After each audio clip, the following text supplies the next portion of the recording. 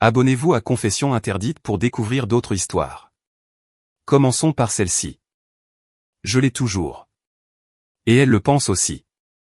Si vous voulez rencontrer des femmes actives de notre âge, allez sur singleton.com. Ça change la donne. Les premiers jours après le départ de ma femme infidèle ont été brutaux, jusqu'à ce que la femme de son amant m'appelle. Le saviez-vous? J'ai dit. Anna, oui. Elle a dit, je veux qu'il paie.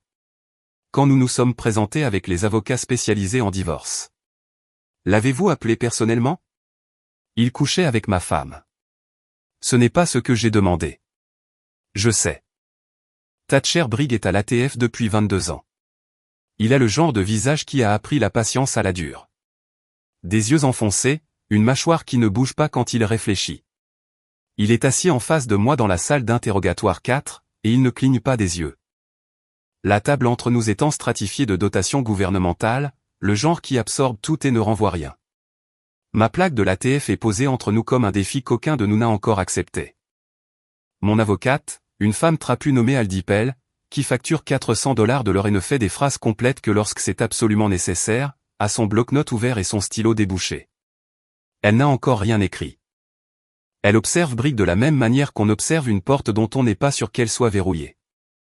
La pièce sent l'air recyclé et le vieux café. La lumière du plafonnier est constante. Je le remarque parce que j'ai été dans des pièces où ce n'était pas le cas. Brigg fait glisser une photographie sur la table. Rowan Calder, extérieur de l'hôtel Phoenix. Horodatage dans le coin inférieur droit. Il y a 6 mois, à une semaine près. L'image est de qualité surveillance. Assez bonne pour être une preuve, pas assez bonne pour être de l'art. Je la regarde pendant 2 secondes.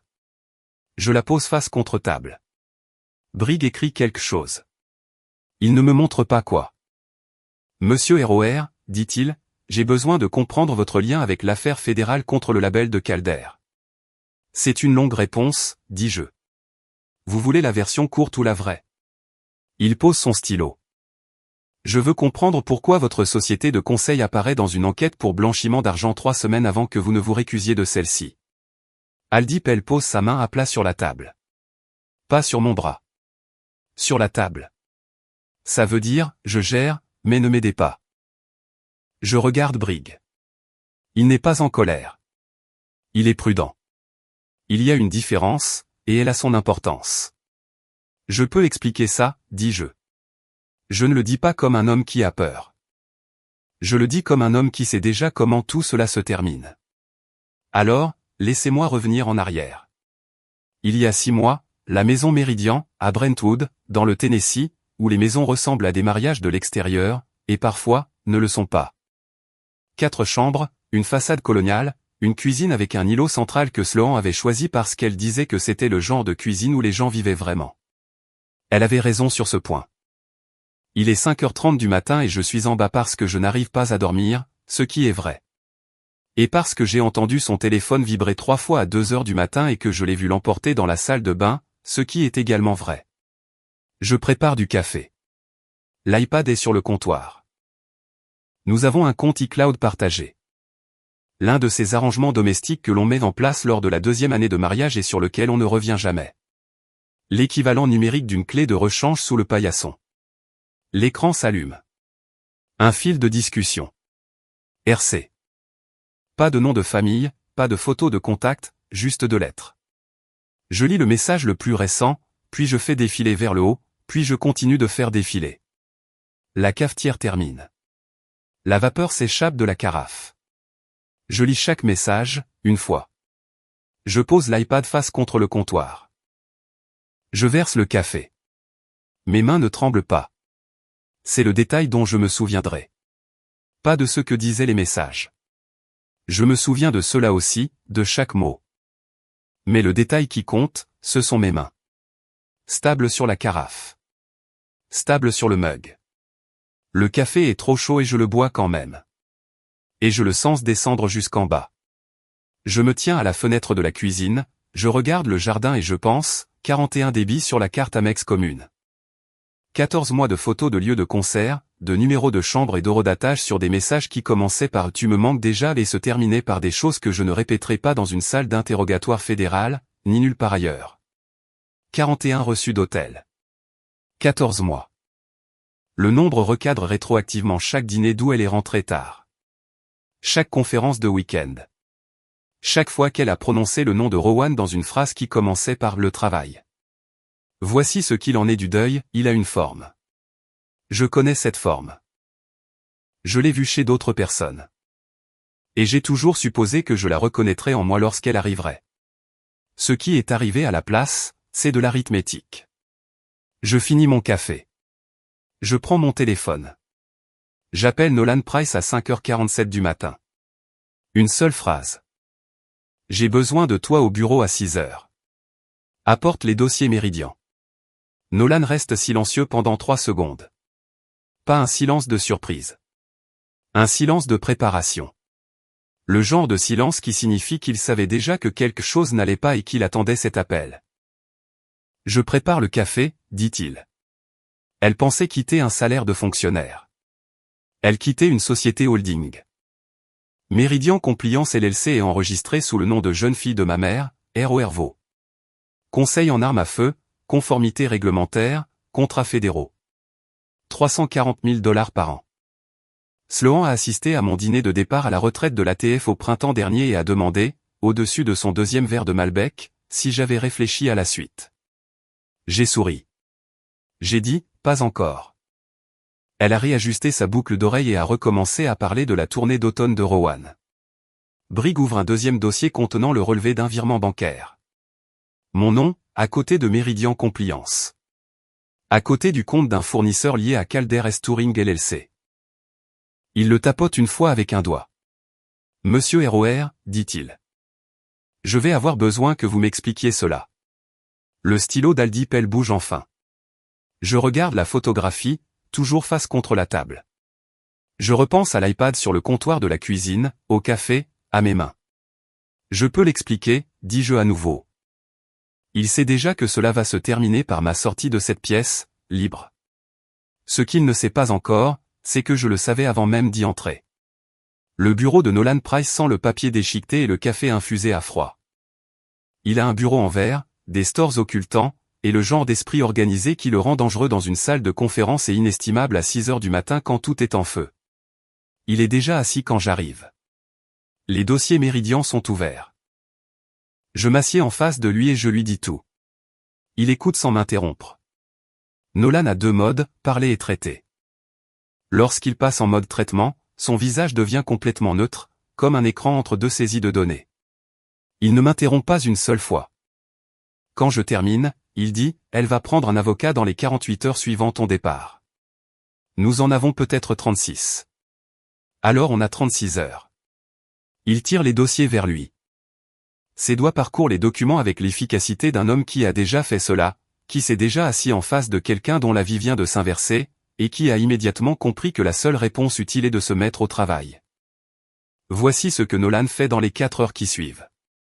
Il structure le transfert des 340 000 $ d'actifs de Méridian, plus 280 000 $ en liquidité, vers une fiducie irrévocable pour les enfants, Irrévocable Trust.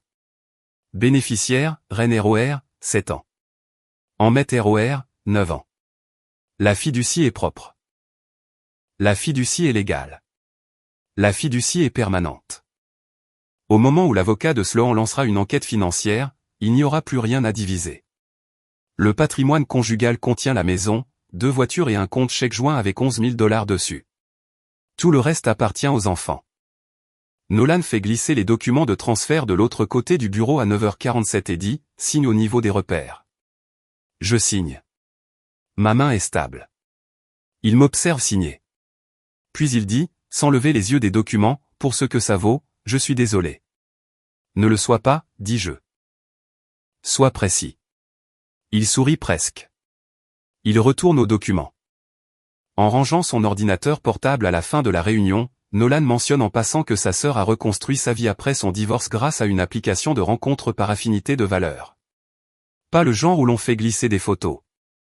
Le genre où l'on répond à 60 questions sur ce en quoi l'on croit réellement avant de voir un seul visage. Il le dit de la manière dont on mentionne quelque chose qui nous a surpris. Pas une recommandation, juste une observation. Elle m'a dit que la première question était, à quoi avez-vous survécu? J'ai trouvé que c'était une sacrée façon de commencer. Je regarde les documents de transfert de Meridian. Je l'entends. Le nom s'imprime quelque part, singleton.com. Je ne l'écris pas. Je rentre à la maison Meridian à 9h. Sloan est dans la cuisine, dans ses vêtements de travail, ce qui signifie qu'elle a une réunion ce matin, ce qui signifie qu'elle pense déjà au label de Rowan, ce qui signifie qu'elle n'a pas remarqué que ce matin a une saveur différente. Elle demande pourquoi j'étais debout si tôt. Je n'arrivais pas à dormir, dis-je. Elle réajuste sa boucle d'oreille 2 fois avant de répondre. Elle fait ça quand elle se demande si une question nécessite une vraie réponse. Je l'ai observé faire ça pendant 11 ans. Je ne l'avais jamais compris jusqu'à cet instant. Tu devrais retourner te coucher, dit-elle. Tu as l'air fatigué. Je vais bien, dis-je. Elle verse du café. Elle vérifie son téléphone sous la table, une habitude tellement rodée qu'elle en est presque invisible, l'écran incliné, ses yeux se baissant pendant moins d'une seconde. Elle fait ça depuis 14 mois. Je la regarde faire depuis 14 mois et je classais ça dans « stress au travail, horaire de tournée », le bruit de fond général de son emploi. La tasse de café est chaude dans mes mains. Je la pose. Je pose l'iPad sur le comptoir entre nous. Écran vers le haut, cette fois. Sloan se fige. Ce genre d'immobilité qui n'a rien de calme. C'est l'immobilité d'une personne qui décide quelle version des 60 prochaines secondes elle va incarner. Sa tasse de café est à mi-chemin de sa bouche. Elle la pose. Puis elle commence à expliquer la logistique de la tournée. Un contexte d'amitié professionnelle que je n'aurais pas. Sa voix est mesurée, d'abord. La voix de la directrice marketing, la voix qui dirige les présentations, qui gère l'image publique de Rowan, et qui sait exactement quel mot mettre dans quel ordre pour façonner une pièce. Puis la voix commence à monter. Elle dit qu'elle sait ce que ça a l'air d'être. Elle dit qu'il y a des aspects de son travail que je ne comprends pas. Elle dit que Rowan est compliqué, qu'elle essayait de gérer une situation qui a dégénéré, et qu'elle n'a jamais voulu qu'aucune de ces choses ne. Elle balaie un mug de café du comptoir. Il ne se casse pas. Il roule, simplement. Céramique sur carrelage, un son comme celui d'une horloge lente, puis il s'arrête contre la base de l'îlot central et reste là. Nous le regardons tous les deux. 41 reçus d'hôtel, dis-je. 14 mois. Le contexte ne m'intéresse pas, tu ne comprends pas à quoi ressemble ma vie. Je la comprends exactement. Je monte à l'étage. Je prépare 2 sacs. Je ne claque rien. Je prends mon sac d'urgence sur l'étagère du placard, celui que je garde toujours prêt depuis ma première année à l'ATF, une habitude dont je ne me suis jamais défait, ce qui me frappe maintenant comme étant soit prescient, soit simplement le comportement d'un homme qui a toujours su. À un certain niveau, que les portes de sortie étaient importantes. Je prends le sac, la sacoche de mon ordinateur portable, et le sac à dos de Ren dans sa chambre. Ren a 7 ans, et elle est déjà réveillée, assise sur son lit, les genoux remontés, à m'observer. Elle ne pose pas de questions. Elle a le visage de son père, la même immobilité, les mêmes yeux attentifs. Elle ramasse son lapin en peluche sans qu'on le lui dise. Sloan est derrière moi dans l'allée, pieds nus sur le béton froid. Le mois de novembre à Brentwood n'est pas assez froid pour être dangereux, ni assez chaud pour être confortable. Et elle se tient là sans chaussures, et sa voix monte à nouveau. Elle m'attrape le bras, fort, assez fort pour que je sente la pression individuelle de chaque doigt. Je me tourne. Je la regarde. Elle pleure, elle est furieuse, sa poigne est réelle, sa douleur est réelle, et rien de tout cela ne change quoi que ce soit. Je retire sa main de mon bras de la même manière qu'on retire une main d'une porte qu'on est sur le point de fermer. Doucement, définitivement. Je ramasse le sac à dos de Ren sur la marche du Porsche. Ren est déjà dans le pick-up, regardant par la vitre passager. Son lapin est sur ses genoux. Tu vas t'effondrer, dit Sloan. Tu as besoin de moi. Je ne réponds pas. Je monte dans le pick-up. Je ne la regarde pas dans le rétroviseur quand je m'éloigne. Je regarde Ren. Le bar Flanagan S est à 2 pâtés de maison de l'ancienne maison, et Clive Maddox est derrière ce comptoir depuis 12 ans. Le bar sent la sciure de bois, le vieux bourbon, et ce genre de silence spécifique qui s'accumule dans une pièce où les gens viennent pour réfléchir. Clive a 52 ans, il est bâti comme un homme qui a pratiqué un sport physique et qui a arrêté. Et il a le visage de quelqu'un qui a entendu toutes les versions de toutes les histoires et qui n'est plus surpris par aucune d'entre elles. Il pose un bourbon devant moi sans que je l'aie demandé. Je n'y touche pas. Il s'appuie sur le comptoir. Il me regarde ne pas boire pendant un moment. Elle était ici il y a 2 semaines, dit-il. Elle a dit à son ami que tu t'effondrerais sans elle. Qu'est-ce que t'en penses? Il considère la question. Ce n'est pas un homme qui répond rapidement. Je pense qu'un homme ne s'effondre pas. Il devient juste silencieux. Je laisse le bourbon intact. Je laisse un billet de 50 sur le bar. Le verre reste là dans la lumière couleur de sueur. L'odeur qui s'en dégage est ambrée et chaleureuse. Et je n'en veux pas. Je veux être éveillé pour ce qui va suivre. Je suis dans mon nouvel appartement à minuit. East Nashville. Des murs nus, une table pliante. Les dessins de rennes sont scotchés au-dessus du radiateur. Des chevaux, une maison, et une silhouette qui pourrait être moi, dessinée dans ce style confiant et légèrement disproportionné d'une enfant de 7 ans qui dessine sans se soucier du regard des autres. Mon ordinateur portable est ouvert. Nolan m'a envoyé un email avec un objet qui dit « Intéressant ». La pièce jointe est une feuille de calcul. Rowan Calder S. Touring LLC. Dépôt structuré via les comptes de marchandises des lieux de concert. Fournisseurs écran. Le schéma est un cas d'école. Je l'ai vu dans des dossiers fédéraux. J'ai monté des affaires sur cette base. Les montants sont significatifs. La structure est délibérée. Ce n'est pas de la comptabilité bâclée. C'est l'œuvre de quelqu'un qui connaissait suffisamment bien la loi pour essayer de la contourner. Juridiction fédérale. Ma juridiction. Je réponds à Nolan. N'envoie ça à personne d'autre. Je ferme l'ordinateur portable. Je regarde les dessins de rennes. À 1h17 du matin, mon téléphone s'allume. Numéro inconnu. Je laisse sonner. Il sonne à nouveau. Je décroche. Une voix de femme. Plate, précise, sans préambule. Monsieur ROR, je m'appelle Fern Calder. Je crois que nous avons un problème commun. Je aime m'asseoir dans le noir. Comment avez-vous obtenu ce numéro? De la même manière que vous avez obtenu les reçus d'hôtel de votre femme, dit-elle. J'ai compté.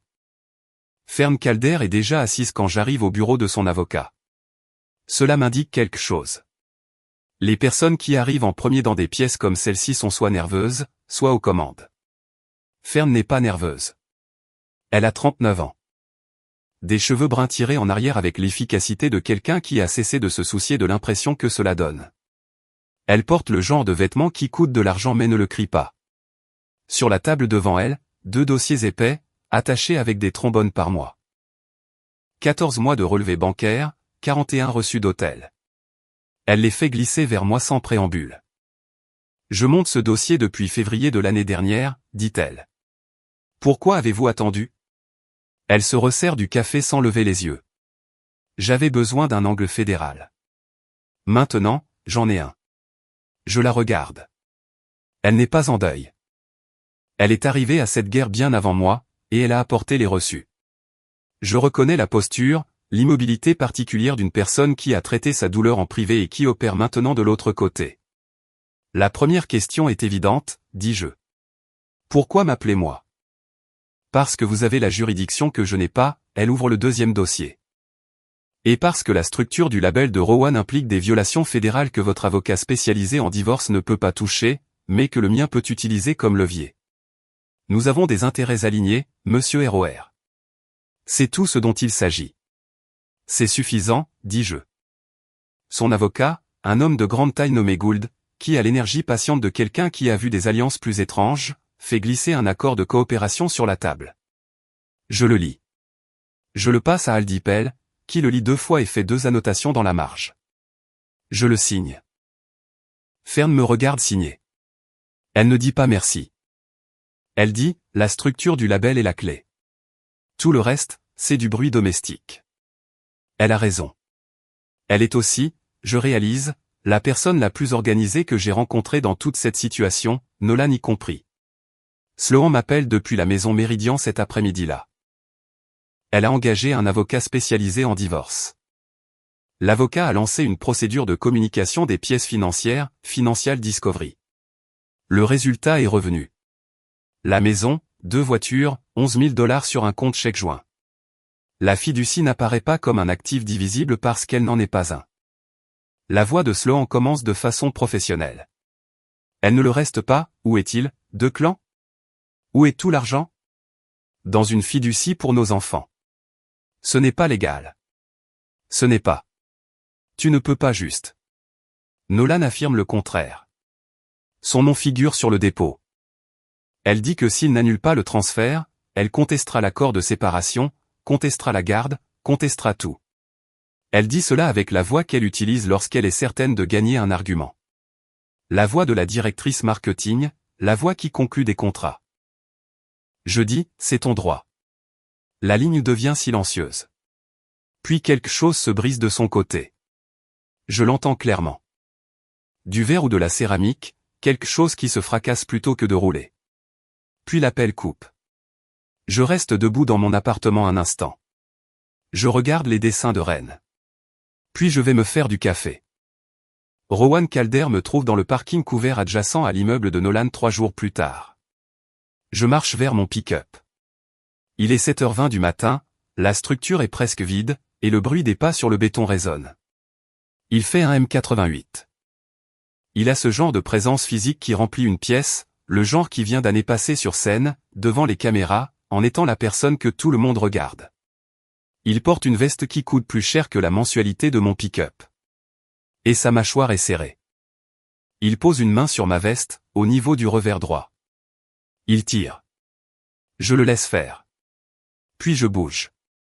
La mémoire musculaire de l'ATF. Pas de drame. Pas de mouvement inutile. Je saisis son poignet et le fais pivoter contre l'axe naturel de l'articulation.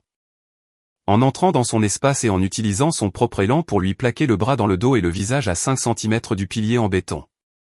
Ses genoux lâchent, sa paume racle le pilier en tombant. Un son s'échappe de lui, pas un cri, pas tout à fait. Je maintiens la position pendant 3 secondes, juste assez longtemps. Vous allez tout me coûter, dit-il. Sa voix est comprimée par l'angle de sa tête contre le béton. Je sais, dis-je. Je relâche ma prise. Je marche vers mon pick-up. Je ne me retourne pas. Derrière moi, je l'entends respirer, de façon saccadée, humiliée. Le son d'un homme qui vient de comprendre la différence entre la chaleur du public et la véritable compétence. Ma paume est stable sur la poignée de la portière. Je le remarque. Garrison Holt fait 3 heures de route depuis Clarksville un mardi. Il a 64 ans, le dos droit, avec la précision d'un ingénieur en génie civil dans sa façon de se mouvoir dans l'espace. Délibéré, aucun mouvement inutile, un homme qui a passé 40 ans à calculer des tolérances de charge et qui a appliqué la même exactitude à tout le reste. Il est à la porte de mon appartement à 14 heures. Je ne l'ai pas appelé. Il m'a appelé. Je prépare du café. Il s'assied à la table pliante. Il ne parle pas pendant 4 minutes. Je ne ressens pas le silence. Le réfrigérateur bourdonne. Dehors, quelqu'un fait reculer un camion dans la rue. Le bip de recul mesure le calme. Puis Garrison dit, je l'ai mieux élevé que ça. Je veux que tu saches que je le sais. L'ombre des stores de la fenêtre tombe sur ses mains et fait des rayures. Il a de grandes mains, des mains d'ingénieur en génie civil, et elles sont croisées sur la table, très immobiles. Il signe l'affidavit confirmant l'abandon volontaire du domicile conjugal par Sloan. Il le fait sans qu'on le lui demande. Je n'avais pas prévu de lui demander. L'affidavit est sur la table parce qu'Aldi Pell l'avait envoyé ce matin-là et que je n'avais pas encore décidé quoi en faire. Garrison prend le stylo. Le stylo tremble légèrement. La signature, non. Il repose le stylo. Il regarde la fenêtre. C'est ma fille, dit-il. Je ne choisis pas de camp. Je sais, dis-je. Mais ça, il s'arrête, recommence. Ça, ce n'est pas quelque chose que je peux prétendre n'avoir pas vu. Il finit son café. Il se lève. Il me serre la main, une poignée qui en dit plus que ce qu'aucun de nous deux ne va dire à voix haute. Il conduit 3 heures pour retourner à Clarksville. Je regarde l'affidavit signé sur la table pliante.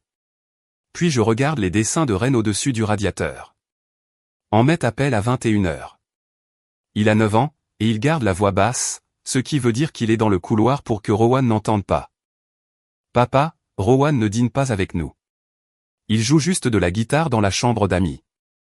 Je sais, mon grand. Est-ce que ça va être comme ça maintenant? Je regarde les dessins, la maison que Ren a dessinée, la silhouette qui pourrait être moi. Non, dis-je, ce ne sera pas comme ça. Je dépose une demande d'extension du droit de garde le lendemain matin. La confrontation dans les bureaux du label de Rowan, sur Music Row, a lieu un mercredi. Chrome et briques apparentes. Le genre d'endroit qui sent l'argent jusqu'à ce que ce ne soit plus le cas. Fern et moi arrivons séparément avec des avocats séparés, et un expert comptable civil nommé Hargrove, qui porte une mallette ayant l'air de contenir de mauvaises nouvelles, ce qui est le cas. L'attachée de presse de Rowan nous accueille dans le hall. Elle est polie, rodée, et elle nous regarde tous les deux ainsi que nos avocats, et elle dit, il doit y avoir un conflit d'emploi du temps. Fern ouvre son dossier sur le bureau de la réception. L'attachée de presse lit la première page. Elle pâlit d'une manière bien spécifique. Pas dramatiquement, juste la couleur quittant son visage comme l'eau s'écoulant d'un verre. L'ascenseur s'ouvre. Rowan en sort. Il voit Fern. Il me voit. Il se retourne vers l'ascenseur. La porte se ferme avant qu'il ne l'atteigne.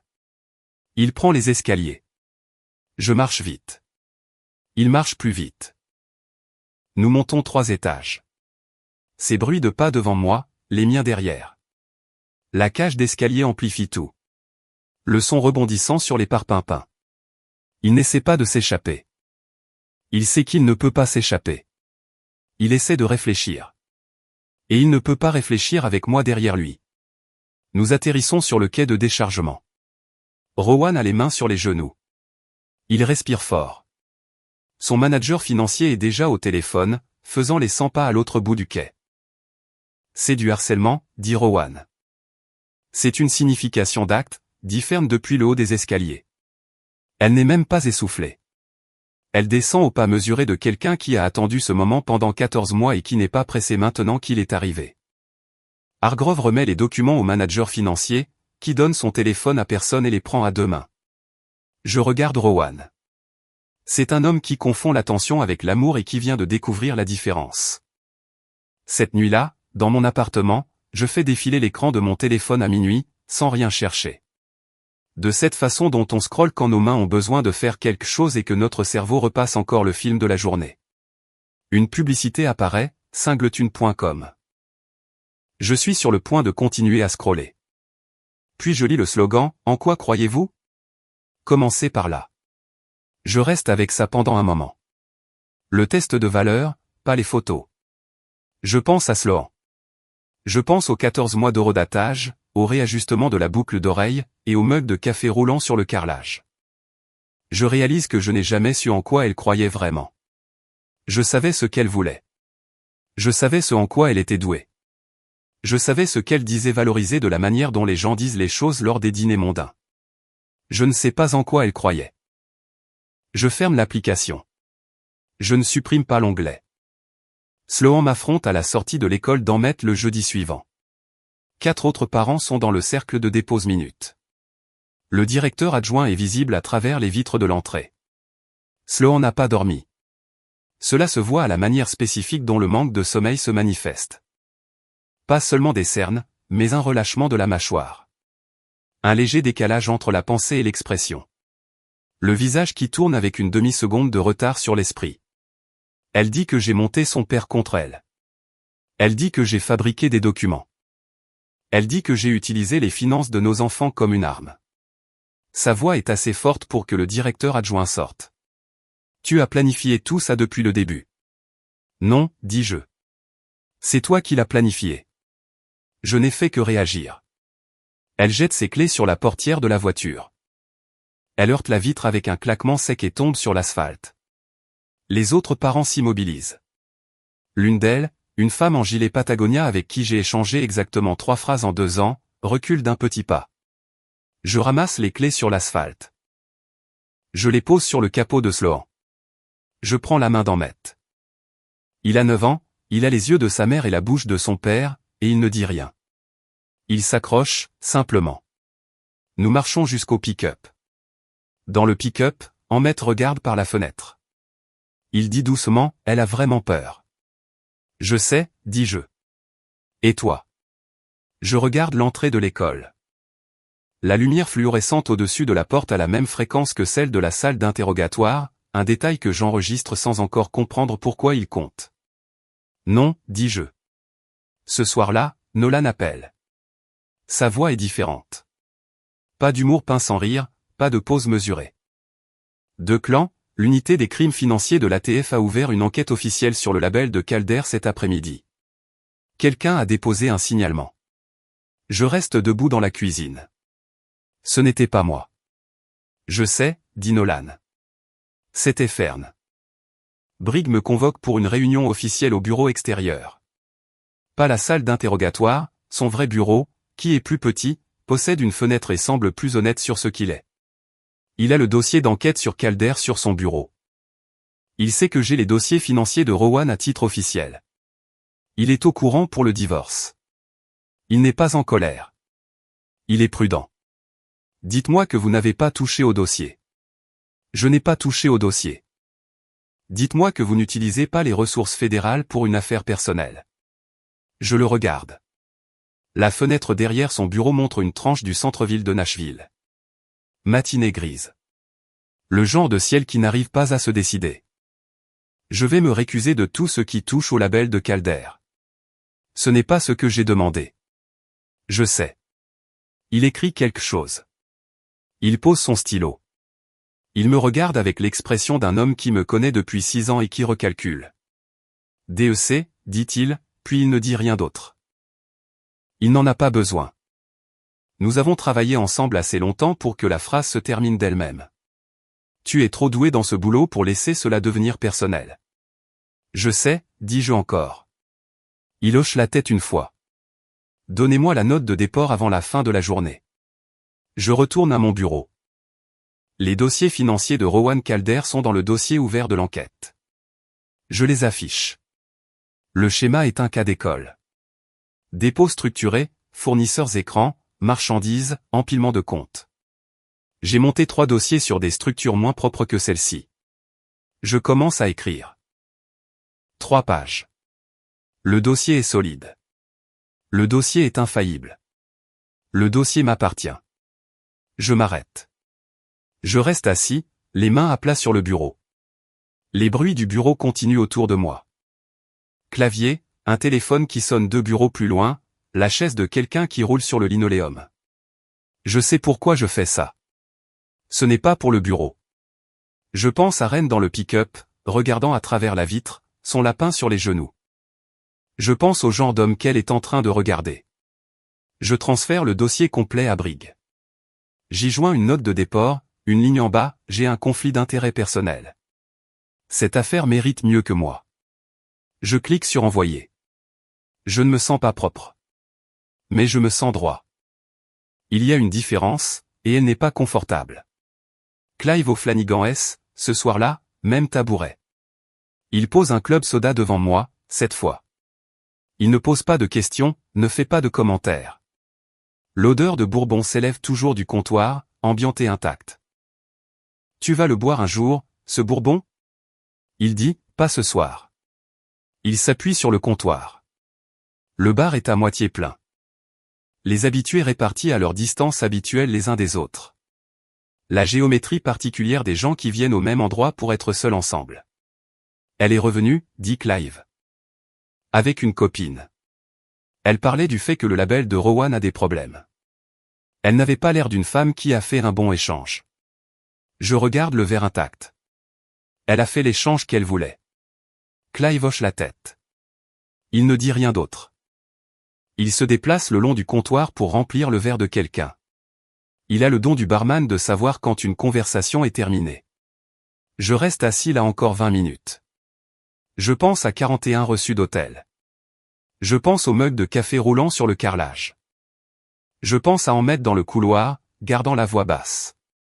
Je laisse un billet de 50 sur le bar. Je laisse le club soda presque intact. Vieille habitude. Cala vaut. Alors, voici comment on explique Cala. On ne l'explique pas vraiment.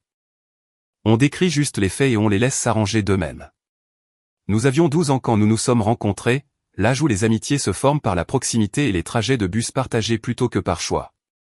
Et puis parfois, elle dure. Elle a déménagé à 17 ans. Sa famille s'est installée à Knoxville. Et puis elle est allée à l'université, et puis elle a vécu un mariage qui a duré 8 ans et qui s'est terminé de la manière spécifique dont les mariages se terminent quand deux personnes ont été très prudentes l'une envers l'autre pendant très longtemps, et finissent par être à court de prudence. Elle est revenue à Nashville il y a 2 ans. Elle dirige des opérations de recherche et de sauvetage depuis un centre à l'est de la ville, coordonne les équipes, forme les volontaires, fait le travail administratif qui évite aux gens de mourir dans des endroits où ils n'auraient pas dû aller. Elle est douée pour ça. Elle est douée pour les choses qui exigent une attention soutenue et la capacité de fonctionner sous pression sans faire de bruit. Je la croise aux déposes minutes de l'école un jeudi. Elle dépose son neveu, l'enfant de sa sœur, parce que sa sœur a un rendez-vous médical.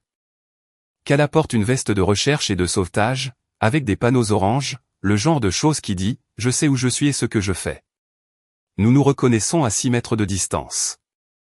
Nous restons debout dans le froid pendant 20 minutes. Nous parlons de son neveu, qui a 7 ans et qui est apparemment terrifié par la mascotte de l'école, un lynx. Nous parlons du centre de formation, qui était autrefois un entrepôt. Nous ne parlons pas de Sloan. Elle ne pose pas de questions. Je n'explique rien. Elle possède la même immobilité contrôlée que je pratique depuis 6 semaines. Je la reconnais comme on reconnaît une technique de l'intérieur, parce qu'on sait à quel point elle demande des efforts. Tu ressembles à quelqu'un qui a été très prudent pendant très longtemps, dit-elle. Naturellement, à quelqu'un qui a fait la même chose. Elle regarde l'entrée de l'école, la lumière fluorescente au-dessus de la porte. Elle dit, « Comment va Reine ?»« Bien, dis-je. » Elle dessine beaucoup. C'est bon signe. Nous restons là encore 1 minute. Le cercle du dépose minute se vide autour de nous. Puis elle dit, « Un café, un de ces 4 ?» Mon centre a une machine correcte, meilleure que ça en a l'air. Bien sûr, dis-je. Elle retourne à sa voiture. Elle ne se retourne pas, une qualité que j'ai appris à apprécier chez les gens. La course-poursuite en voiture a lieu un vendredi après-midi. Je suis à 3 rue du dépose minute de l'école. Reine est sur la banquette arrière. Je repère l'escalade argentée dans mon rétroviseur à 2 rues de là. Même vitesse, même distance, calquant chaque virage. Le conducteur est Rowan Calder. Je peux le voir assez clairement pour le confirmer. Reine regarde par la fenêtre les maisons qui défilent. Elle fredonne quelque chose. Je ne change pas d'expression. Et, Reine, tu veux écouter quelque chose?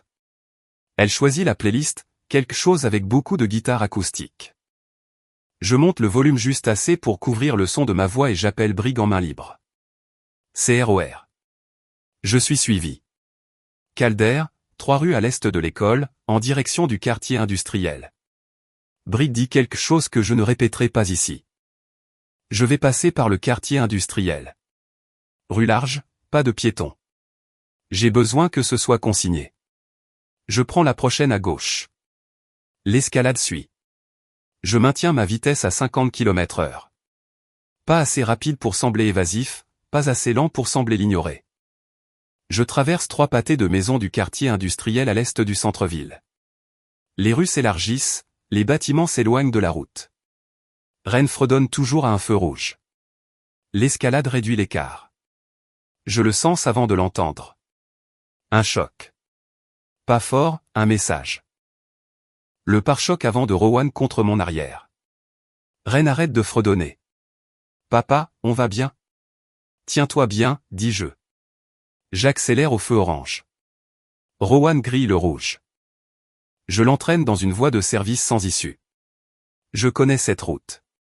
J'ai conduit dans ce quartier pendant 6 ans. Je connais chaque sortie et chaque impasse. Et je m'arrête. Je mets le pick-up sur la position parking. Reste dans le pick-up, dis-je à Reine. Verrouille les portes. Elle hoche la tête. Son visage est très immobile. Je sors. Rowan sort. Il tremble. Ses yeux ne vont pas. Trop écarquillés, trop rapides. Les yeux d'un homme qui a bu ou qui n'a pas dormi, ou les deux. Appelle ton avocat, dis-je. Tu viens de commettre un crime fédéral devant un agent fédéral. Il me regarde. Il regarde le pick-up. Il regarde le mur sans issue de la voie de service. Il remonte dans l'escalade. Il s'éloigne lentement, comme un homme qui vient de comprendre une chose qu'il ne peut pas défaire. Je remonte dans le pick-up. Ren me regarde dans le rétroviseur. Qu'est-ce qu'il a fait, demande-t-elle. Quelque chose qu'il n'aurait pas dû, dis-je. Je rappelle Briggs. Calder, contact établi. Véhiculaire. J'ai besoin que ce soit documenté. Briggs demande, est-ce que Ren va bien? Oui, dis-je. Et vous? Oui. Je vais avoir une conversation très désagréable avec l'avocat de Calder. Briggs dit, aujourd'hui. Je ramène Ren à la maison. Elle ne pose pas d'autres questions. Elle recommence à fredonner. Une autre chanson cette fois. Un café au centre de Cala, une semaine plus tard. La machine est en effet meilleure qu'il n'y paraît. L'un de ces appareils italiens commerciaux qui occupe la moitié d'un comptoir et produit quelque chose qui a le goût d'avoir été fait par quelqu'un d'attentionné. Nous sommes assis sur des chaises pliantes dans la salle de formation. Des cartes sur les murs, des lignes topographiques, les chemins que prennent les gens quand ils sont perdus. Cala mentionne singleton.com. Elle l'a utilisé 6 mois après son propre divorce. Elle le dit avec le ton de l'évidence, la façon dont elle dit la plupart des choses. Je lui demande quelle était la première question. À quoi avez-vous survécu, et qu'est-ce que cela vous a coûté? Elle tient son café à 2 mains. Je suis restée assise pendant 1 heure avant de taper quoi que ce soit. Que as-tu écrit? La vérité. Pour la première fois depuis des années. Elle regarde les cartes sur le mur. Le test de valeur m'a mise en relation avec quelqu'un qui avait traversé quelque chose de similaire. Nous avons parlé pendant 3 semaines avant de nous rencontrer en personne. Ça n'a pas marché, mais c'était la première conversation honnête que j'avais eue depuis la fin de mon mariage. Je ne dis rien pendant un instant. C'est une sacrée façon de commencer, dis-je. C'est la 2e fois que j'entends cette phrase. Cette fois, elle résonne différemment. Elle résonne comme quelque chose que je pourrais réellement utiliser. Sloan apparaît à mon appartement à l'improviste ce soir-là. Elle a entendu parler de l'incident véhiculaire. Elle n'est pas là pour Rowan. Elle est là parce que l'enquête sur le label a gelé les avoirs de Rowan et qu'il ne peut plus contribuer au prêt hypothécaire de la maison Méridian. Elle a besoin que je couvre les frais. Je la regarde pendant un long moment. Elle se tient dans l'embrasure de ma porte avec l'attitude spécifique de quelqu'un qui a répété ce qu'il allait dire et qui découvre maintenant que la répétition ne prenait pas en compte la pièce réelle. Je ne suis pas une personne sérieuse pour toi, dis-je. Je le comprends maintenant. Ce n'est pas ce que j'ai dit. C'est ce que tu pensais. Sa voix monte. Elle dit que j'ai, systématiquement détruit sa vie, en utilisant mon insigne, mon argent et mes relations. Je la laisse finir, puis je dis, j'ai utilisé un expert comptable et une fiducie irrévocable. Tu peux chercher les deux. Elle claque la porte fort. Assez fort pour que les dessins de Ren se décalent sur le mur au-dessus du radiateur. Les chevaux, la maison, la silhouette qui pourrait être moi, tous légèrement penchés. Je les redresse un par un. Je ne la suis pas. Je reste dans la cuisine pendant un moment. Le réfrigérateur bourdonne. Dehors, Nashville fait ce que Nashville fait la nuit. De la musique venue de quelque part. De la circulation. La conversation constante à basse fréquence de la ville avec elle-même. Nolan appelle à 23 heures. L'expert comptable engagé par Fern a trouvé quelque chose dans les comptes de marchandises. Sa voix est trop prudente, trop calme. Il y a une trace de transaction qui passe par un fournisseur que Méridian a utilisé il y a 2 ans, avant tout ça. C'est une coïncidence, mais ça n'en a pas l'air. Je ferme les yeux. C'est grave à quel point? Assez grave pour que Briggs te pose la question, dit Nolan. Il m'a déjà appelé. J'ouvre les yeux. Les dessins de Ren sont droits sur le mur. Les chevaux, la maison, la silhouette. Alors je lui expliquerai, dis-je. DEC, je lui expliquerai, dis-je encore. Parce que c'est la vérité. Nolan reste silencieux un instant. Je sais. Il raccroche. Je reste debout dans la cuisine. Je pense au genre d'homme que je suis en train de devenir et si cet homme est bien celui que Ren a dessiné au-dessus du radiateur. Je pense que ce pourrait être lui. Je pense que cela doit suffire. Retour à la salle d'interrogatoire 4. Briggs a la transaction du fournisseur sur la table. Aldi Pell est très immobile. Je l'ai déjà vu immobile, lors de la signature, lors de la confrontation avec l'avocat de Sloan, lors de la réunion avec Fern. C'est une immobilité différente. C'est l'immobilité d'un avocat qui fait des calculs. Expliquez-moi, dit Briggs. Il y a 2 ans, Meridian Compliance a signé un contrat avec un fournisseur d'équipements de salles de spectacle, un travail de conseil légitime.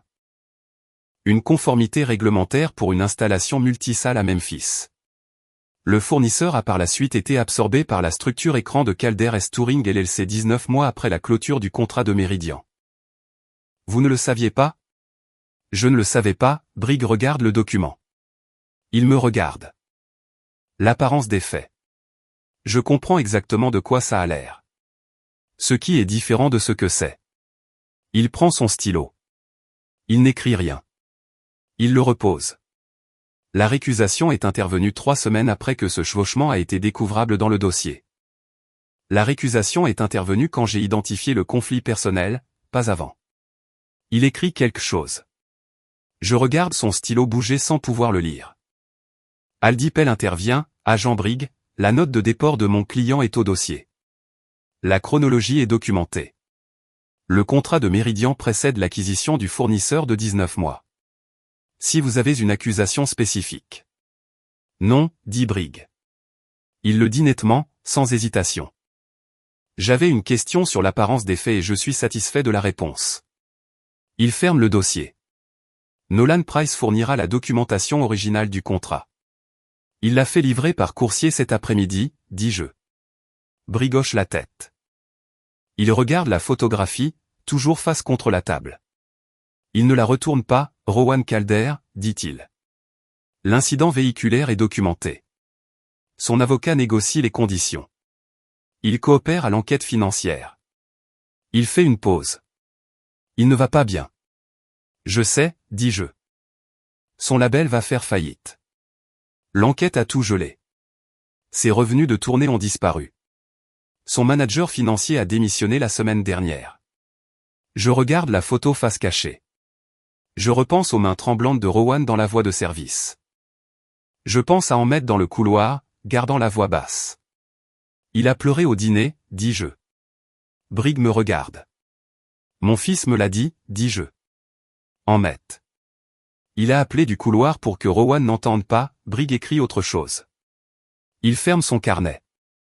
Il dit, nous avons terminé pour aujourd'hui, monsieur ROR. Merci pour votre temps. Je me lève. Je prends ma veste. Aldi Pell range déjà son bloc-notes dans son sac. À la porte, Briggs dit, DEC, je me tourne. La récusation, c'était la bonne décision. Il le dit de la manière dont il dit les choses qu'il pense mais qu'il ne dit pas souvent. Plat, direct, sans fioriture. Je sais que ça vous a coûté quelque chose. Ouais, dis-je. Je sors dans le couloir. La lumière fluorescente au-dessus de la porte de la salle d'interrogatoire a la même fréquence que la lumière de l'entrée de l'école. Je le remarque pour la 3e fois et je comprends enfin pourquoi ça n'arrête pas de m'interpeller. C'est la même lumière, le même bourdonnement institutionnel, le son des endroits où les choses se décident. Nolan fournit la documentation du contrat cet après-midi-là. Le bureau de Briggs confirme la réception. La coïncidence est confirmée en tant que coïncidence. Mon nom est lavé de tout soupçon. Le mot lavé semble insuffisant pour ce qu'il a fallu pour y arriver, mais c'est le mot qui s'applique. Le divorce de Fern est finalisé un jeudi. Je le sais parce qu'elle m'envoie un SMS d'un seul mot, terminé. Je réponds, félicitations. Elle répond, mauvais mot. Elle a raison. Je n'en vois rien d'autre.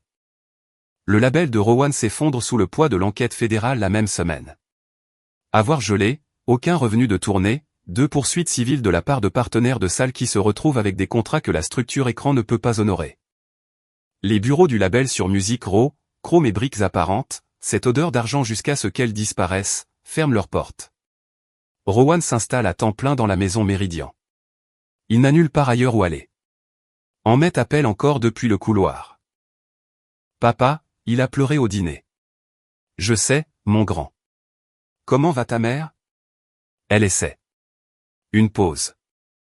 Il a 9 ans et il choisit ses mots avec une précision qui lui coûte. Elle a l'air fatiguée. Je sais, dis-je. Et je le pense. Sloan a 36 ans, elle se tient dans les décombres d'un échange qu'elle a fait librement et elle essaie. Et c'est la chose la plus honnête que je puisse dire à son sujet. Tu viens à mon match samedi, demande Ahmet. Au premier rang, dis-je. Il reste silencieux un instant. Puis, d'accord, alors. Papa? Ouais. Je suis content que tu ne sois pas loin. Je regarde les dessins de Rennes. Moi aussi, mon grand. Kala est dans mon appartement un samedi pour aider Rennes avec un projet d'école. Le projet implique une carte topographique du Tennessee, ce pourquoi Kala est particulièrement qualifiée. Elles sont par terre avec des crayons de couleur et une carte de base imprimée, et Rennes pose des questions avec l'intensité concentrée qu'elle applique à tout. Je fais la vaisselle. L'appartement sent le café, la cire de crayons de couleur et quelque chose qui commence prudemment à ressembler à un samedi. Kala mentionne qu'elle a mis à jour son profil de valeur sur Singleton.com la semaine dernière. Elle le dit de la même manière qu'elle dit la plupart des choses. Comme une évidence, sans emphase. J'ai changé ma réponse à la première question. Rennes demande, c'est quoi la première question? À quoi as-tu survécu, dit Kala. Et qu'est-ce que ça t'a coûté? Rennes considère cela avec le sérieux d'une enfant de 7 ans qui a fait attention aux 6 derniers mois. C'est une grande question, dit-elle. Ça l'est, dit Kala, mais c'est la bonne. J'essuie un mug. Je le pose sur l'étagère. Je les regarde toutes les deux sur le sol, avec la carte du Tennessee entre elles. La petite main de Rennes tenant un crayon bleu, le doigt de Kala traçant une ligne de crête. Je pense à ce que j'écrirai, à ce à quoi j'ai survécu, à ce que ça a coûté. Je pense que je connais la réponse. Je pense qu'elle pourrait être différente de ce qu'elle aurait été il y a 6 mois. Plus tard, après que Rennes se soit endormi, Kala et moi sommes assis à la table pliante avec du café. L'appartement est calme. Le bourdonnement de la ville est à l'extérieur. Ici, il n'y a que la table, le café et nous deux, ce qui est une chose que je n'ai pas eue depuis 14 mois. Une pièce où je n'ai rien à calculer. La première question, dis-je, à quoi as-tu survécu? Elle tient son café à 2 mains. Elle me regarde. Elle ne simule pas la patience. Elle la possède. Tu n'es pas obligé de répondre ce soir. Je sais, dis-je. Je crois que j'en ai envie. Elle attend. Un mariage, dis-je. 14 mois à ne pas savoir. 6 mois à savoir. La distance entre ces deux choses. Je regarde la table. Rennes dans le pick-up regardant par la vitre. Elle hoche la tête. Elle ne dit rien pendant un instant. Qu'est-ce que ça t'a coûté, demande-t-elle. Je ne sais pas encore, dis-je. Je crois que je suis encore en train de le découvrir. Elle hoche la tête à nouveau. Elle pose son café. Elle regarde le mur au-dessus du radiateur. Les chevaux, la maison, la silhouette. Elle est douée, dit Kala. Rennes. Ouais, dis-je. Elle l'est. La phrase déclic arrive naturellement, comme le font les choses vraies. Pas dans un tribunal, pas lors d'une confrontation, mais dans le bureau de l'avocat de Fern Calder. Le jour où le divorce est finalisé, quand Fern et moi attendons les dernières signatures. Et elle dit sans lever les yeux de son téléphone, « L'avez-vous su quand je vous ai appelé ce premier soir? Le saviez-vous déjà? » Oui, dis-je. Elle lève les yeux. J'ai dit, « Le saviez-vous? » Vous avez dit, « Oui. » Et puis j'ai dit, « Vous voulez qu'il paie? » Et vous avez dit, « Qu'est-ce que vous avez? » Elle sourit presque. Ce n'est pas un sourire chaleureux. C'est le sourire de 2 personnes qui ont traversé la même guerre sous des angles différents et qui se tiennent dans la même pièce à la fin de celle-ci. Les premiers jours après le départ de ma femme infidèle ont été brutaux, jusqu'à ce que la femme de son amant m'appelle. Elle dit, c'est la phrase, n'est-ce pas? C'est toute l'histoire. Pas tout à fait, dis-je. Quand nous nous sommes présentés avec les avocats spécialisés en divorce, c'est là que ça se termine. C'est là que ça s'achève. Elle acquiesce. La signature finale arrive. Gould l'a fait glisser vers nous. Fern signe. Je signe l'addendum de clôture de l'accord de coopération. Aldi Pell contresigne. Terminé. Les conséquences atterrissent sur la table entre nous comme un registre de comptes enfin équilibré. Rowan Calder, label dissous, avoir gelé, 2 poursuites civiles en cours, une enquête financière fédérale en cours. Sloan ROR, la maison Méridien mise sur le marché, 11 000 $ sur un compte joint, un poste de directrice marketing dans un label qui n'existe plus. La fiducie irrévocable, intacte, permanente, 340 000 $ d'actifs qui appartiennent à Rennes et en mettent et que personne ne peut toucher. Fern se lève.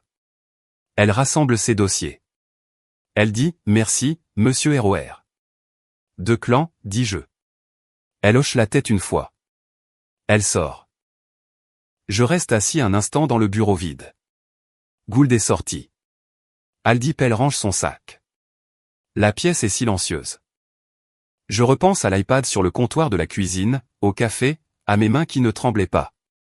Je pense aux 41 reçus et aux 14 mois, et à l'arithmétique spécifique d'une trahison qui a duré si longtemps qu'elle est devenue son propre calendrier. Je pense à Rennes dans le pick-up, regardant par la vitre. Je pense au genre d'homme qu'elle regardait. Aldi Pell dit, « Nous avons fini ici. » Oui, dis-je. Nous avons fini. Samedi matin, le match dans Met. Le terrain est dans un parc à 5 km de la maison Méridien. L'herbe est de ce vert spécifique de novembre, celui qui vient après la première vague de froid. Brillant et légèrement irréel. Les parents sont répartis le long de la ligne de touche selon cette géométrie particulière des gens qui ne sont pas tout à fait à l'aise les uns avec les autres. Regroupés par amitié et par allégeance, et par la subtile architecture sociale d'une communauté scolaire qui a discrètement pris parti pendant 6 mois. Je suis au premier rang. J'avais dit que j'y serais. Rennes est à côté de moi. Elle a apporté un carnet de croquis. Elle dessine le terrain, les joueurs, la géométrie du jeu avec l'attention concentrée qu'elle porte à tout ce qu'elle observe. Elle ne regarde pas passivement. Elle enregistre. Ahmet me voit depuis le terrain. Il lève une main, pas un salut, quelque chose de plus économique, une reconnaissance. Je lève la mienne en retour. Sloan est de l'autre côté du terrain. Elle est là. Elle est présente. Elle regarde Ahmet avec l'attention concentrée d'une mère qui sait qu'elle doit être là et qui y est. Elle a l'air fatiguée. Elle a l'air de quelqu'un qui a traversé quelque chose de réel et qui se trouve de l'autre côté. Pas rétabli, pas réparé, mais de l'autre côté. Je ne vais pas de son côté du terrain. Elle ne vient pas du mien. Nous sommes 2 personnes qui partagent des enfants et une histoire, et rien d'autre. Et nous sommes tous les 2 présents pour l'enfant sur le terrain. Et c'est là notre arrangement. Kala arrive à la mi-temps. Elle porte toujours sa veste de recherche et de sauvetage. Elle revient d'une session de formation matinale. Elle m'avait dit qu'elle n'arriverait peut-être pas à venir, et puis elle y est arrivée. Elle s'assoit de l'autre côté de Rennes. Rennes lui montre le carnet de croquis sans qu'on le lui demande. Kala regarde le dessin, le terrain, les joueurs, l'observation précise d'une enfant de 7 ans qui a prêté une attention très particulière au monde. Tu as bien rendu la géométrie de la ligne de touche, dit Kala.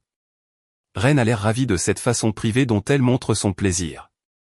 Un léger soulèvement au coin des lèvres, un hochement de tête sec. La deuxième mi-temps commence. Ahmet est sur le terrain. Il a 9 ans et ce n'est pas le meilleur joueur de l'équipe, mais il joue avec une détermination concentrée que je reconnais. Il ne regarde pas la ligne de touche pendant qu'il joue. Il regarde le terrain. Il regarde ce qui est devant lui. Au coup de sifflet final, son équipe gagne. Il court vers la ligne de touche. Il me trouve en premier. Il me percute à pleine vitesse, ce qui, à 9 ans, est significatif. Je l'attrape. Il est en sueur et taché d'herbe, et ses protège-tibias sont légèrement de travers, et il sourit de ce sourire spécifique d'un enfant qui vient de bien faire quelque chose et qui le sait. Au premier rang, dit-il. Au premier rang, dis-je. Il regarde au-delà de moi vers Kala. Salut, dit-il. Salut. Elle dit, beau match. Il regarde le carnet de croquis de Rennes. Tu m'as dessiné? Rennes tourne la page. Elle a dessiné le terrain et, au milieu, une silhouette avec un numéro 7 dans le dos, en train de courir. Les proportions sont légèrement faussées comme dans un dessin d'enfant de 7 ans, mais le mouvement est juste. La silhouette est clairement en mouvement, courant clairement vers quelque chose. Ahmet le regarde un moment. C'est moi, dit-il. C'est toi, dit Ren. Il me regarde. Il a 9 ans, il est perspicace, seul, et il porte un fardeau plus lourd qu'un enfant de 9 ans ne devrait avoir à porter. Et il est aussi, en ce moment même, en train de sourire à pleines dents. Est-ce que je peux le garder, demande-t-il à Ren. Elle le déchire soigneusement le long de la reliure. Elle le lui tend. Il le plie dans la poche de sa veste avec la délibération prudente de quelqu'un qui garde une chose importante. Je me tiens là, sur la ligne de touche, la main de mon fils dans la mienne et le carnet de croquis de ma fille sous le bras, et Kala à côté de moi dans sa veste de recherche et de sauvetage. Et le terrain est de ce vert spécifique de novembre. Et la lumière fluorescente au-dessus de l'entrée de l'école, de l'autre côté du parking, émet son bourdonnement institutionnel. Et je me dis que c'est la 3e fois que je remarque cette lumière. La première fois, le matin où j'ai quitté la maison Méridian, Ren regardant par la vitre du pick-up, la lumière au-dessus de l'entrée de l'école attirant le coin de mon œil. Ordinaire, juste une lumière. La 2e fois, le jour de la confrontation aux déposes minutes. Les clés de Sloan cliquetant sur l'asphalte. La lumière au-dessus de l'entrée constante pendant que tout le reste était en mouvement, chargé, la lumière d'un endroit où les choses se décident. La 3e fois, c'est maintenant. Le match est terminé. La main de mon fils dans la mienne. La lumière a la même fréquence qu'elle a toujours eue. Le même bourdonnement institutionnel. Et cela signifie quelque chose de différent, maintenant. Pas la lumière d'un endroit où les choses se décident. La lumière d'un endroit où les choses continuent. Ahmet parle du match. Il explique, de la manière rapide et légèrement incohérente d'un enfant de 9 ans qui raconte quelque chose d'important, ce qui s'est exactement passé en 2e mi-temps. Ren écoute, son carnet de croquis serré contre sa poitrine. Je regarde Kala. Elle regarde le terrain. Elle a le profil de quelqu'un qui est à l'aise avec le silence, et à l'aise à l'intérieur. Elle possède cette immobilité contrôlée qu'il en coûte de maintenir. Je le sais parce que je la maintiens, moi aussi. Elle se tourne et me surprend à la regarder. Quoi? Rien, dis-je. Elle sourit presque. C'est un sourire différent de celui de Fern. C'est plus chaleureux. C'est le sourire de quelqu'un qui a fait le travail pour arriver à un endroit où la chaleur est de nouveau possible. Tu devrais t'inscrire, dit-elle. Sur Singleton. Le test de valeur. Peut-être, dis-je. Pas peut-être. Elle dit, tu sais en quoi tu crois. Tu le sais depuis un moment. Tu ne l'as juste pas encore écrit. Ahmet parle toujours. Ren écoute toujours. Le terrain se vide. Les parents récupèrent leurs enfants, plient leurs chaises de camping et se dirigent vers le parking. Que as-tu écrit, je demande. À la première question, à quoi as-tu survécu? Elle regarde le terrain. J'ai écrit, un mariage qui a été très silencieux pendant très longtemps, et l'année après sa fin, et le travail pour découvrir qui j'étais quand personne ne regardait. Je regarde le terrain, moi aussi. Qu'est-ce que ça a coûté, je demande. Du temps, dit-elle. Et la version de moi-même qui avait peur de recommencer. Ahmet tire sur ma main. Papa, on peut aller manger. Ouais, dis-je. On peut aller manger. Nous marchons vers le parking, tous les 4. Ahmet et Ren devant, se disputant de cette manière complice des enfants qui se connaissent assez bien pour être en désaccord sans conséquence. Kala à côté de moi. L'air de novembre est assez froid pour voir sa respiration, et assez chaud pour être dehors. À mon pick-up, Ahmet monte à l'arrière. Ren monte après lui. Ils sont déjà en train de négocier pour savoir où manger. Ahmet veut des burgers. Ren veut l'endroit avec les bonnes frites, qui est un autre endroit. Et ils plaident tous les deux leur cause avec l'intensité concentrée d'enfants qui ont des opinions. J'ouvre la porte passager pour Kala. Elle monte. Je fais le tour côté conducteur. Je monte. Je démarre le pick-up. Le moteur se met en marche avec un son. Je connais ce chemin.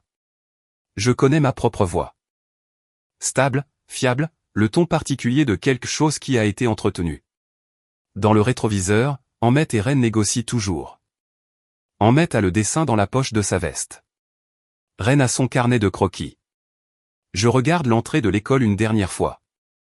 La lumière fluorescente au-dessus de la porte est stable, à la même fréquence qu'elle a toujours eue. Je mets le pick-up sur drive. Je regarde droit devant. Nombre de caractères, 60 247. Chapitre 7. Les burgers gagnent. Ahmed plaide sa cause avec l'intensité concentrée d'un enfant qui comprend l'effet de levier, à savoir que Ren a pu choisir les 3 dernières fois. Ren conteste cela. Le litige est en cours et détaillé, et je conduis sans l'arbitrer, ce qui est la bonne décision. Kala les regarde dans le rétroviseur. Elle a l'expression de quelqu'un qui trouve cela drôle et qui ne le cache pas. Tu es doué pour ça, dit-elle doucement. Pourquoi? Ne pas choisir de camp. J'ai de l'entraînement. Elle retourne vers la fenêtre. Nashville défile, le quartier industriel, puis les zones résidentielles, puis la rue commerçante avec le fast-food de burgers qu'Ahmed voulait, qui a une enseigne au néon bourdonnant faiblement dans un parking plein de familles du samedi. Nous prenons une table. Ahmed commande avec le sérieux d'une personne prenant une décision exécutoire. Ren commande les frites, qui viennent effectivement de cet endroit, ce qui signifie qu'elle a remporté une victoire secondaire tout en concédant la principale. Elle le sait. Elle ne l'annonce pas qu'elle commande un café. Je commande un café. Nous nous regardons par-dessus la table. Alors, dit-elle. Alors, dis-je. C'est toute la conversation pendant environ 90 secondes. Les enfants la remplissent. Voici ce que je sais sur Calavo après 6 semaines à se croiser, un café dans son centre et un samedi dans mon appartement. Et maintenant, ceci. Elle ne simule pas la facilité. Soit elle l'a, soit elle ne l'a pas. Et quand elle ne l'a pas, elle devient silencieuse. Et ce silence est honnête. Elle est divorcée depuis 2 ans et elle n'en parle pas comme en parlent les gens qui sont encore en plein dedans. Elle en parle comme on parle d'un pays où l'on a vécu. Précise, parfois affectueuse, lucide sur les raisons pour lesquelles elle est partie. Elle dirigeait les opérations de recherche et de sauvetage parce qu'elle m'avait dit au centre qu'elle avait besoin d'un travail où le problème était concret. Une personne a disparu. Trouvez-la. Les paramètres sont réels. Le résultat est mesurable. Après 8 ans d'un mariage où rien n'était concret et rien n'était mesurable, et où le résultat était toujours repoussé à une conversation ultérieure qui n'arrivait jamais, elle avait besoin d'un travail qui consistait juste à trouver la personne. Je comprends cela parfaitement. J'ai passé 6 mois à faire la même chose. La personne que je cherchais, c'était moi-même. Le burger d'Ahmed arrive. Il mange avec l'efficacité concentrée d'un athlète de 9 ans qui vient de jouer 60 minutes au football. Ren mange ses frites une par une, en les examinant chacune avant de les manger, une habitude que je n'ai jamais comprise et que j'ai cessé d'essayer de comprendre. Papa, dit Ahmed, la bouche presque pleine. Mâche d'abord. Il mâche. Il avale. Est-ce que Kala est ta petite amie? La tasse de café de Kala s'arrête à mi-chemin de sa bouche. Nous sommes amis, dis-je. Ahmed y réfléchit. Il regarde Kala. Il me regarde. Il a 9 ans et il est perspicace, et il a observé les adultes pendant 6 mois de la manière dont les enfants observent quand ils comprennent que les adultes font la pluie et le beau temps. D'accord, dit-il. Il retourne à son burger. Ren me regarde. Elle ne dit rien. Elle mange une autre frite sous la table. Le genou de Kala trouve le mien. Il y reste. Elle ne me regarde pas quand ça se produit. Elle regarde Ahmed, mais le genou reste. Je bois mon café. Après, sur le parking, Ahmed me serre à nouveau dans ses bras à pleine vitesse. Il sent l'herbe et le ketchup, et la chaleur spécifique d'un enfant qui a passé une bonne journée. Samedi prochain, dit-il. Samedi prochain, dis-je. Il monte dans la voiture de Sloan. Je n'avais pas vu Sloan arriver. Elle est sur le siège conducteur, et elle me voit à travers le pare-brise, et je la vois, et nous soutenons ce regard un instant. 2 personnes qui partagent des enfants et une histoire, et rien d'autre, se regardant à travers une vitre. Elle a l'air fatiguée. Elle a l'air de quelqu'un qui essaie. Je hoche la tête une fois. Elle me répond par un signe de tête. Elle s'éloigne. Je reste sur le parking. Kala est à côté de moi. Ren me tient la main. L'enseigne au néon bourdonne. L'air de novembre est assez froid pour voir sa respiration. Ça va, dit Kala. Ouais, dis-je. Je vais bien. Je le pense vraiment. 3 jours plus tard, je m'inscris sur singleton.com. Je suis assis à la table pliante à 23 heures avec mon ordinateur portable ouvert, et l'appartement est calme. Le test de valeur prend 40 minutes, 60 questions. En quoi croyez-vous? Qu'est-ce qui compte? Sur quoi ne feriez-vous aucun compromis? À quoi avez-vous survécu et qu'est-ce que cela vous a coûté? Je tape « un mariage ». Les 14 mois où je ne savais pas. Les 6 mois où je savais. Le matin où j'ai fait du café et où mes mains n'ont pas tremblé. Ma fille dans le pick-up, regardant par la vitre. La décision de transférer un dossier parce que l'affaire méritait mieux que moi. Je reste avec ça un moment. Puis je tape ce que ça a coûté. Je suis encore en train de le découvrir. Je soumets le profil. L'application traite les données. Elle renvoie un pourcentage de correspondance, un indice de compatibilité, un ensemble de valeurs partagées rendues dans un langage simple. Le premier match est quelqu'un à Knoxville. Le deuxième est quelqu'un à Memphis. Le troisième est une coordinatrice de recherche et de sauvetage à East Nashville qui a mis à jour son profil la semaine dernière. Je regarde cela pendant un long moment. Puis je ferme l'ordinateur portable. Je regarde les dessins de rennes au-dessus du radiateur, les chevaux, la maison, la silhouette qui pourrait être moi. Je prends mon téléphone. J'envoie un SMS à Kala. Troisième match, répond-elle en 4 secondes. Je sais, j'ai vu. Puis, je te l'avais dit. Je pose le téléphone. Je souris presque. Ce n'est pas le sourire d'un homme qui est arrivé quelque part. C'est le sourire d'un homme qui a enfin cessé de courir dans la mauvaise direction. Les premiers jours après le départ de ma femme infidèle ont été brutaux, jusqu'à ce que la femme de son amant m'appelle. Le saviez-vous? J'ai dit, oui. Elle a dit, vous voulez qu'il paie. Quand nous nous sommes présentés avec les avocats spécialisés en divorce. Le visage de Rowan Calder dans cette cage d'escalier de Music Row était la réponse à une question que j'avais cessé d'avoir besoin de poser. La question était, est-ce que tout cela a de l'importance? Oui. Ça en a eu. C'est juste que ça n'a pas d'importance de la manière dont je le pensais. La maison Méridian est vendue en février. Sloan prend les 11 000 $. Elle déménage dans une location à Germantown, qui est un quartier qui lui correspond. Le genre d'endroit qui est en train de devenir quelque chose, qui a de l'énergie, de l'ambition, et l'agitation spécifique d'un lieu qui n'a pas encore décidé ce qu'il est. Je pense qu'elle ira bien là-bas. Je pense qu'elle trouvera sa voie.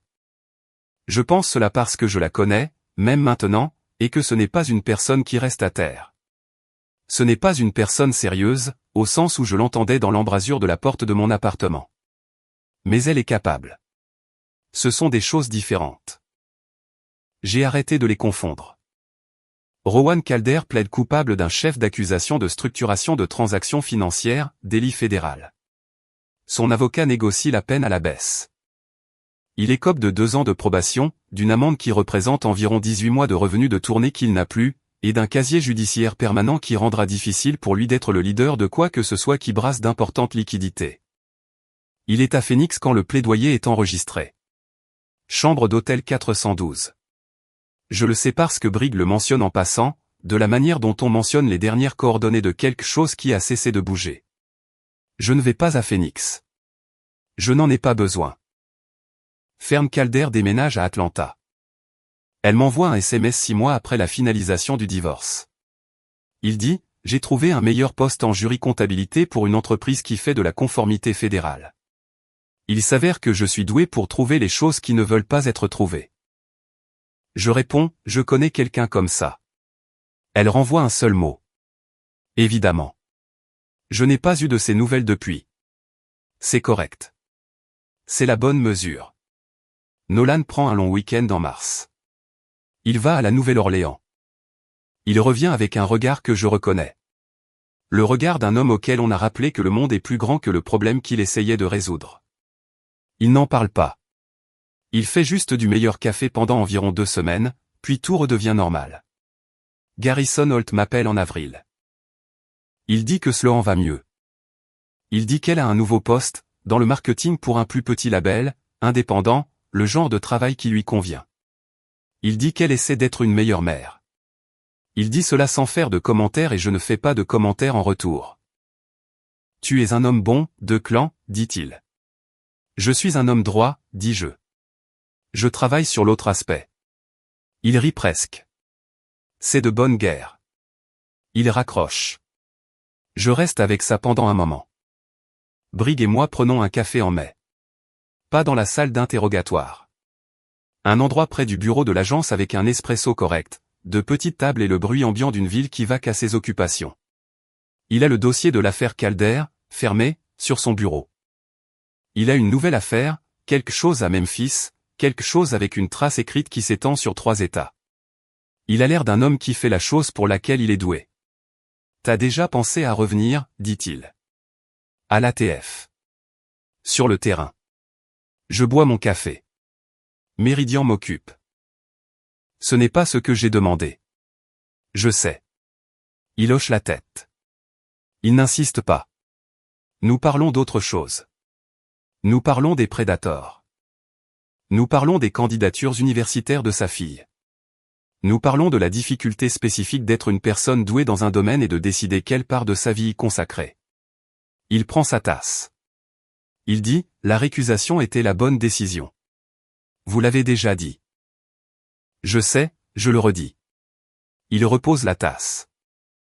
Certaines choses valent la peine d'être répétées. Je rentre en conduisant à travers Nashville. La ville en mai est différente de la ville en novembre.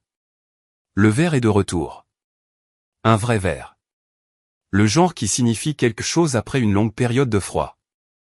Je prends le chemin le plus long à travers le quartier industriel, je passe devant la voie de service où j'ai arrêté l'escalade de Rowan, je passe devant l'école avec la lumière fluorescente au-dessus de l'entrée, je passe devant le Flanagan S où Clive est probablement déjà derrière le comptoir. Je ne m'arrête à aucun de ces endroits. Je continue de rouler. Je récupère Ren à 15h15. Elle sort par l'entrée de l'école avec son sac à dos, son carnet de croquis et la démarche concentrée d'une enfant qui sait où elle va. Elle monte dans le pick-up. Elle me montre le carnet de croquis. Aujourd'hui, elle a dessiné le bâtiment de l'école, le cercle de dépose minute, les parents répartis sur le trottoir. Elle m'a dessiné dans le pick-up. Une silhouette visible à travers le pare-brise, qui attend. C'est toi, dit-elle. Je sais, dis-je. Tu es toujours là en premier, dit-elle. Au premier rang. Ouais, dis-je. Elle hoche la tête. Elle range le carnet de croquis dans son sac. Elle regarde par la fenêtre pendant que je sors du dépose minute. Nashville défile. Le vert, la ville, la distance entre qui j'étais il y a 6 mois et qui je suis maintenant. Qui n'est pas une distance propre, ni simple, mais qui est réelle.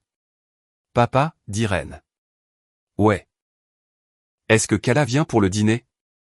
Si elle a fini sa formation, j'espère qu'elle viendra.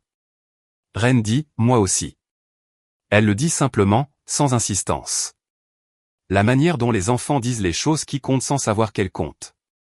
Moi aussi, dis-je. Nous roulons. Le moteur du pick-up fait ce qu'il fait.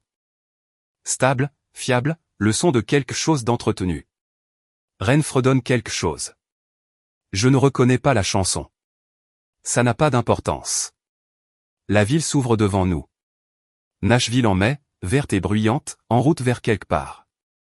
Nous l'accompagnons. C'est ce que j'écrirais si quelqu'un me le demandait. Si Brig le demandait, ou Garrison, ou Kala, ou n'importe qui assis en face d'une table dans une pièce qui sent l'air recyclé et le vieux café. À quoi avez-vous survécu? À ça. À tout ça. L'iPad sur le comptoir. Le café. Mes mains qui ne tremblaient pas. 41 reçus, le départ de la maison Méridian avec Ren regardant par la vitre, la note de déport, la fiducie irrévocable, le parking couvert, la voie de service, la table pliante, les murs nus, et les dessins au-dessus du radiateur. Qu'est-ce que cela a coûté? Tout ce que j'étais prêt à dépenser. Qu'est-ce qu'il reste? Je regarde Ren. Elle fredonne toujours. Le carnet de croquis est dans son sac. Dans la poche de la veste d'Emmett, pliée soigneusement, se trouve le dessin d'une silhouette courant vers quelque chose. Ce qu'il reste, c'est ça. Le pick-up, la route, le verre, ma fille fredonnant une chanson que je ne reconnais pas. La réponse est